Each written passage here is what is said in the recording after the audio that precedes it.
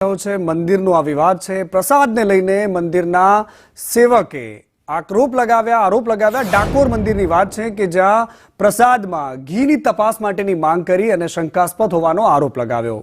ડાકોરમાં પ્રસાદ પર પૂજારી દ્વારા આક્ષેપનો આ વિવાદ છે, જેમાં ટેમ્પલ કમિટીના ટ્રસ્ટી ભરત ખંભોળજાનું નિવેદન સામે આવ્યું છે।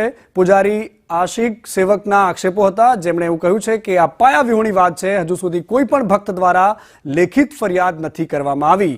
એફએસએલમાં રિપોર્ટ કરાવવો હોય તો મંદિર કમિટીને જાણ કરવી જોઈએ। સેવકે તિરુપતિ મંદિરના પ્રસાદની તપાસ થઈ હોય તો ડાકોરના મંદિરની પણ તપાસ થવી જોઈએ। મારી માગણી ને લાગણી છે કે આસ્થા સાથે જોડેલી વસ્તુ છે, બરાબર છે। લાડુ પ્રસાદી છે, પહેલા 1 મહિના સુધી બગડતા નતા, હવે 4 કે 5 દિવસની અંદર પ્રસાદની અંદરથી સ્મેલ અમારે છે। ઘણી વખત જ્યારે પ્રસાદ ભગવત પ્રસાદી અહીં વૈષ્ણવ લે તો એ તૈયારીમાં આરોગી જતા હોય છે, અને અમુક લોકો લઈ જતા હોય તો એમની ઘણી લોકોની એવી માગણી છે કે પ્રસાદમાં સ્મેલ આવે છે।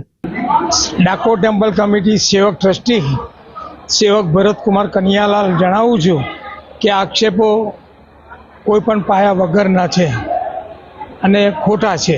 કોઈ હકીકત મંદિરમાં બનતી નથી અને બગડતી નથી। લોકોએ સવારે કેટલાય ફોનો આવ્યા કે ભાઈ અમારે તો 6 મહિના લગી આ લાડુ રહે છે, લોકો પરદેશ લઈ ગયા, હજુ કોઈ વૈષ્ણવની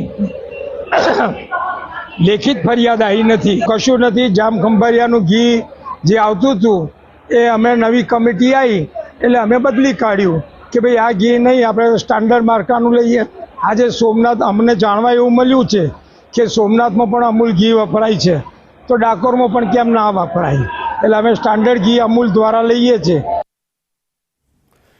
તો ખબર ગુજરાતમાં બસ આટલું જ। હવે પછીનું બુલેટિન જોશો આપ સુપર